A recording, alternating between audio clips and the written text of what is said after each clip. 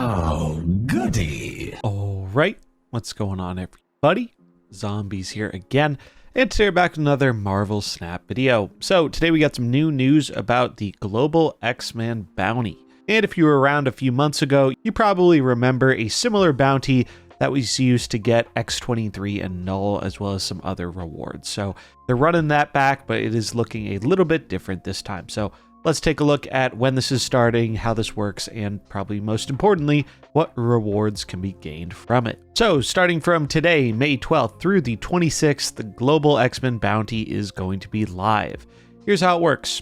You have to win games using any of the designated X-Men themed cards during the event time. Each victory contributes to the global win count, and the higher the count, the better rewards are for all participants. There is a multiplier on this, so the more bounty cards you're able to get in a given deck, the more each of those wins is going to count towards the progress.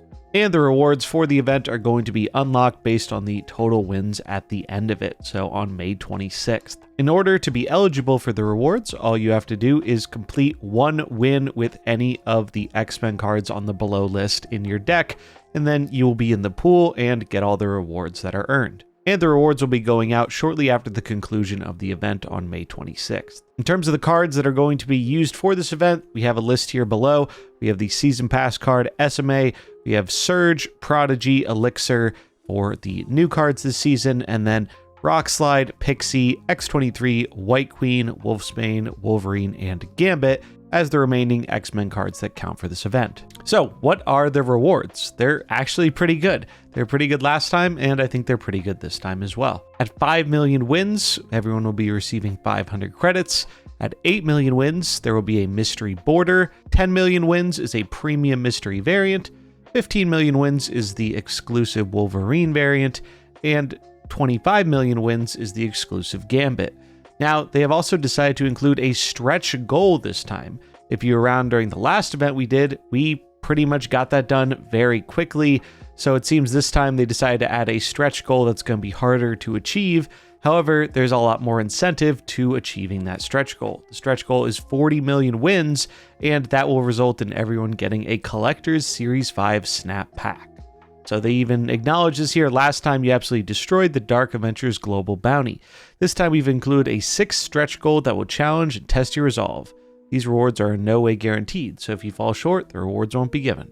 So yeah, I don't know how many we got last time, but we did finish it rather quickly, so it's neat that they are putting out a stretch goal here, which I think is going to be the most enticing things on offer here, as nothing else really stacks up to the excitement of potentially getting a new card for free. I think that's something everyone is always happy to get. And the variants certainly aren't bad either. I actually like these variants quite a lot.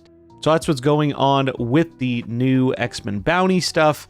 I like that they're doing stuff like this, especially in a month where we aren't getting a limited time mode. It sounds like we might be getting that back next month, and they have some data mine stuff about a potential new mode with the Fantastic Four season, which I think is coming in July, so that will be exciting. I'll have a video going up probably tomorrow talking a little bit about some of the other cards we can expect to join the game in June. If you haven't kept up with the information, we are getting more Series 4 cards every month, but this month they ended up skipping because they put the cards that normally would release this month in Series 4 as a early release in Snap Packs to celebrate the launch of that feature. So more news on upcoming Series 4 cards and all that stuff coming shortly, but did want to just get this out here. So if you're wondering what's going on with the global bounty stuff, now you know. Much like the last time, this is something that doesn't have really a live tracker in game. It's just going to be updated manually, and Second Inner usually announces when we have hit each of the milestones. So if you really want to get that Collector's Series 5 Snap Pack, the best thing you can do is get as many of these X-Men cards in a deck as possible without making it really hard to win with. So to me, Esme and Surge are going to be the big ones here that are going to be the easiest ones to include in decks that are otherwise fairly competitive without having to fully build around them. And I think Rockslide and Gambit, to a lesser extent, will also be pretty used. But if you're wondering which X-Men are the easiest to focus on in terms of winning with, I think those are going to be your top 4. So if you've had any reservations about picking up Surge, I can confidently say after playing with the card for a week, I think she is by far the best card of the season, and probably the most splashable into a variety of decks out of any of these cards.